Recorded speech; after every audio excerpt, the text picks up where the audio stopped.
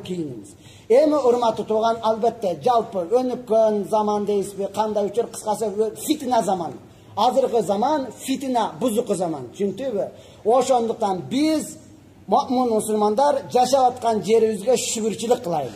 Элибизге шүгүрчүлүк кылайлы, урматтуу тууган. Алхамдулилlah, кыргыз болуп төрөлүп же Кыргызстанда жашап калганыңызга шүгүрчүлүк кылыңыз да. Кыргызстанга бүткүл дүйнө жүзү таң калат. Жериге дагы таң калат, элиге дагы таң калат да. Кыргызстанга бүткүлү таң калат. Эң таң калыштуу нерселер бизде экен да,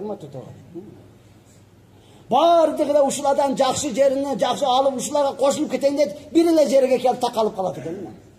Кыргыздын бөлүнгөнүгө эле такалып кала берет экен да. Дүйнө жүзүндө кыргыз бөлүнгөндөй башка эч ким бөлүнбөйт экен.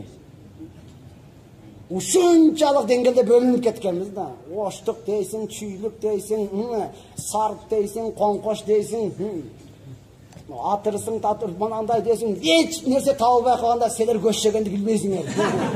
Силер эт жегенди билбейсиңер. Вай, башка эч нерсе калбап. Аны дагы айтып бүткөндөн кийин биздин койдун эти күчтүү. Силердикиде күчү жок. Ушунчалык деңгээлге жетет экенбиз да, урматтуу тууган. Ошондуктан кылымдан бери келе жаткан кыргыз 6 миллионго араң жеттик да. Башкаларды кошулуп 80 улуттан ашык боло туруп 6 миллионго эми жеттик да. Кыргыздан коркуп калчылдап кеткен Кытай миллиондан ашып кетти го, миллиардка жетип калды го. Биздин бир эле кемчилик ушул жерде экен да, урматтуу тууган. Ошондуктан биз эч кадан бөлүнбөйлү, айтылган качан биз оңолобуз, айтылган сын пикирди туура кабыл алсак, оңолуш оңой болот.